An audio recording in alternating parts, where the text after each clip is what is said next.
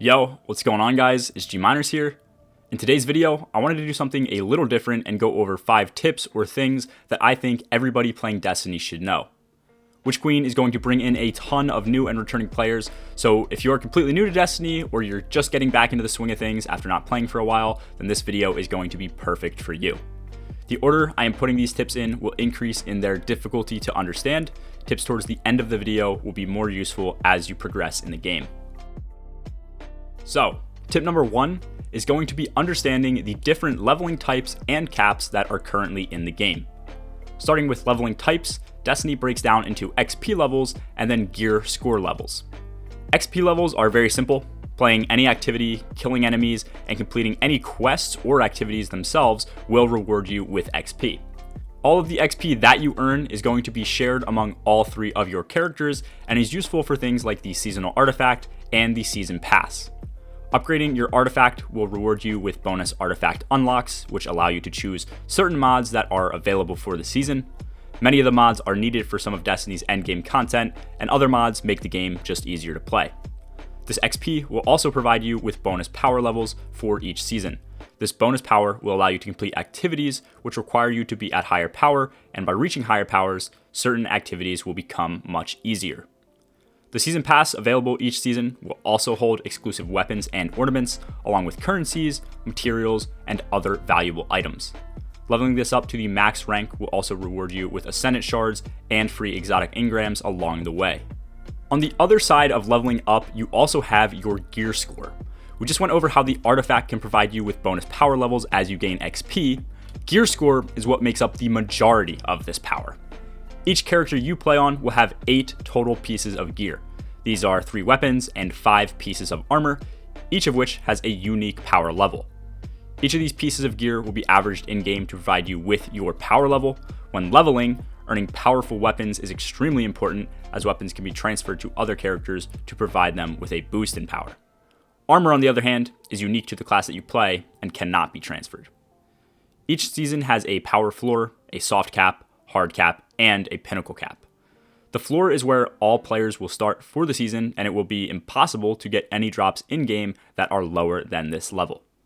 The soft cap is an easy cap to reach and is easily surpassed later in the game. This cap is reached by simply playing the game, during which you will be rewarded with better gear for any and all completions of activities. The hard cap comes after the soft cap and is a bit harder to reach.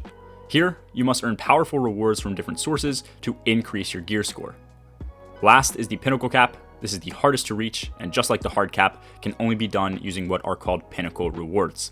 These rewards are limited and only provide small increases to your power. Each and every limited reward is reset weekly. If you still find yourself needing certain exotics, or even the new exotics that are added with each season, these may need to be earned soloing the Legend or Master versions of Lost Sectors. After you have completed a base Lost Sector, it will now show up on the map with a Legend or Master difficulty available. That being said, there are only ever 2 available each day. Soloing these will have a chance to drop exotics that you need, but these do start at higher power levels, which is another reason that leveling is super important to do and understand each season. The second tip is all about understanding the meta of the game. Meta stands for most effective tactics available and is used when talking about what is best in Destiny 2. Most of the time, the conversation is about meta weapons, but it's also important to know what is good in terms of armor, subclasses, strategies, and more. I am constantly meeting new players through LFG or other places in the community who are just not aware of the meta. I can tell this because they are using weapons and armor that are not good, and oftentimes try using weird strats to complete raids and other activities. There are plenty of times where you don't need to rely on meta weapons and builds, but if you want to get better at the game, it's important to understand the meta, how and why it will shift, and when to use it. So, how can you learn and understand the meta right now? First off, play the game more. It will become extremely easy to identify what is good and bad to use in Destiny the more you play. With that, make sure you always try to complete newer and harder activities and strive to make them as easy as possible for yourself and your team. When you use new strats or weapons that make a raid or something else easier, chances are these weapons are more in line with the current meta. Another great way to learn the meta is by watching YouTube videos. Tons of videos come out each week going over the best weapons to use for things like damage, ad clear, and even specific activities. New strats for endgame activities like Grandmaster Nightfalls and Master Vogue will also come out that make getting clears much easier for the average player. And lastly, Bungie publishes a TWAB almost every single week. TWAB stands for This Week at Bungie. It comes out each Thursday, and it goes over every change that is expected to come to the game. When you see certain weapon types get buffed or debuffed, these are things that can shift the meta, especially when new seasons are released. It's also important to understand that the meta is something that is dynamic. As Bungie edits the sandbox, weapons fall in and out of meta. There are also different meta types that exist. One raid might be easier to complete with one set of weapons that are very bad in another raid. Once you understand the meta for Destiny and how it changes, the game will become 10 times easier. Before I continue with the next tip, if you found this video useful, don't forget to drop a like and sub down below. Subbing is completely free, it helps me out a ton, and you can always change your mind later. So tip number 3 is understanding armor stats and how to build your armor around these stats. If you want a full explanation of why I choose certain options over others, I do have an in-depth video. But for the sake of this video here, I'm just going to tell you 2 stats that you should focus on for each character. Starting on Warlock, you should first focus on recovery. Recovery in PvE will help you stay alive far more than any other stat in the game. On top of this, when playing Warlock, recovery also reduces the cooldown of your class ability, which is the Rift. When you struggle to survive in Destiny, Healing Rift is going to help keep you alive even more, so this makes recovery on Warlock that much better. The second stat to focus on with Warlock is Discipline. Warlocks highly revolve around using their grenades in different ways. You can charge these nades, consume them, use them to heal, and even transform them into things like freezing turrets. Having high discipline will help keep your grenade cooldown low and allow you to use these more often. On Titan, you should also first focus on recovery. Once again, this is going to help keep you alive. Even without the extra benefit that Warlocks receive to their class ability, recovery is still going to be amazing to have when you're on Titan. The second stat is once again discipline. I find that Titan grenades are also extremely strong, especially in harder activities. Even though Titan subclasses don't necessarily revolve around grenades, these are one of the most useful abilities on all classes for things like ad clear. For Titans, I did want to mention that sometimes resilience can be useful. Resilience will reduce the cooldown of the Titan's class ability or barricade. The issue with resilience is, unless you are playing activities that are extremely hard for the average player, resilience is just not needed in PvE. Resilience can help you survive being one shot from certain enemies as the game gets harder, but certain mods can also have the same effect. Lastly, on Hunter, once again, the first stat you should focus on is recovery. At this point, hopefully I've made it clear just how useful and important recovery is on all characters. Second to this, you should focus on mobility. Hunter class abilities are directly tied to how much mobility your Hunter has.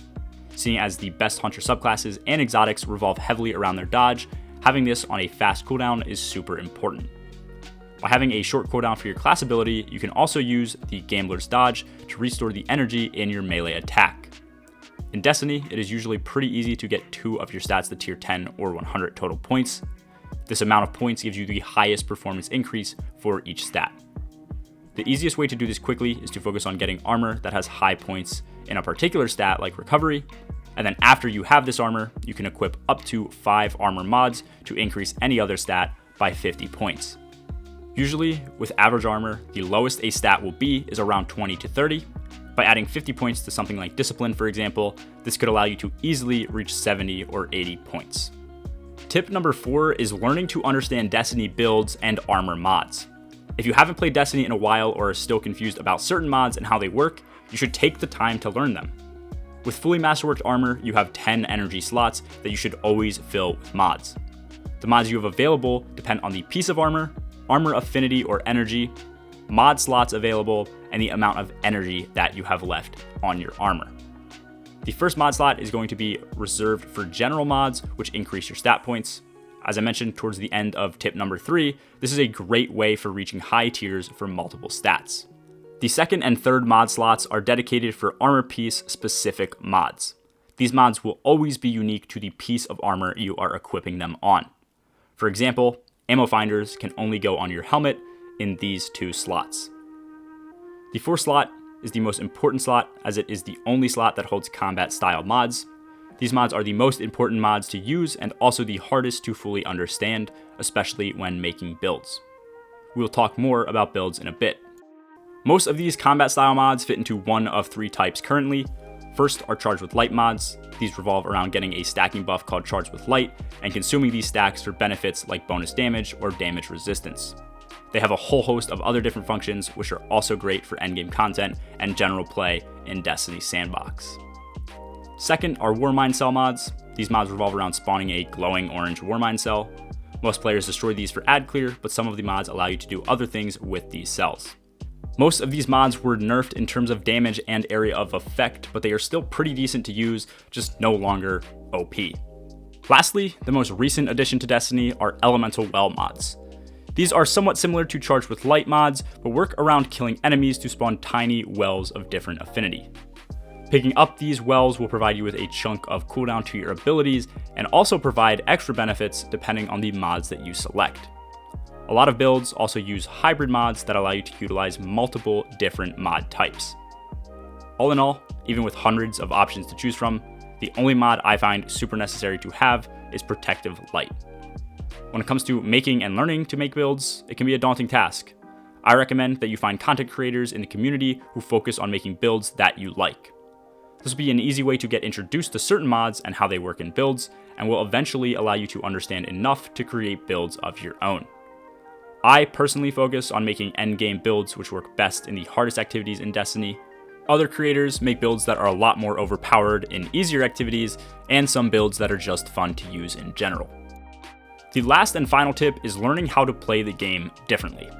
This sounds simple, but in general, I see a lot of people who are new to the game not learning how to play the game better. All they can do is point and shoot. Most of these players will struggle because they don't play the game at the level required to do end game content. So the question is, how do you get better? The simple answer is to watch other people who are better at the game and adapt some of their playstyle into yours. Most people think that Destiny is about just shooting enemies, but there is a much more in-depth skill gap to this game, which includes things like learning movement, weapon swapping, different keybinds, shortcuts, positioning, levels of aggression, and more. Players who get better at the game learn to understand all of these concepts. Here is a list of a few streamers and YouTubers that I would watch to get better at Destiny for different reasons. Number 1 is Saltagrepo or Vendetta. Both of these guys stream and have YouTube channels where they upload high-level gameplay. I would personally consider them as two of the best players in Destiny's PvE right now. They are also playing the hardest activities that Destiny has to offer and are actively making things harder for themselves just to see what they can do. Watching them is the best way to observe how differently they play endgame content compared to the average player and why it makes them so good. Number 2 is Glad. Personally, I recommend watching Glad's low-man and solo content that is up on his YouTube channel. Glad is a great player to watch because he is great at doing challenges and adapting the way that he plays the game very quickly. On top of this, he is also able to play with a perfect level of aggression. He isn't too aggressive to the point that he takes too much damage and dies, nor is he too passive and calm to the point where he doesn't play the game fast enough and wipes from mechanics. Overall, I have learned a lot about Destiny from watching him over the last few years, and it has definitely changed the way I think about and play the game. Lastly, number 3, I recommend watching Gunnerhawk. He's an up-and-coming speedrunner and content creator with multiple world record speedruns to his name. Even if you are an average player and will never speedrun yourself, watching speedrunners play can help teach you a lot of things. It can teach you things like movement techniques, common in-game shortcuts you can use, and when to swap weapons at better times. I recommend Gunnerhawk because unlike a lot of other speedrunners, he makes a bunch of speedrunning movement tutorials which can be used by anyone. There are a bunch of people that you can watch, but ultimately, I would always suggest watching someone who has some endgame achievements like World's Firsts or top raid clears, or even speedruns under their belt. It is a great way to guarantee that someone plays the game at nearly the highest level and is someone whose gameplay can teach you. By far, the most important thing after all of this is finally going into the game and pushing yourself to try harder content and use these different playstyles. These are my 5 tips to get better at Destiny that every new or returning player should know. Let me know if you have any questions in the comments below. If you want to support my team for Witch Queen, I will be streaming my prep and day 1 clear over at twitch.tv/gminers. A link will be in the description below. I hope this video helps, guys. Peace.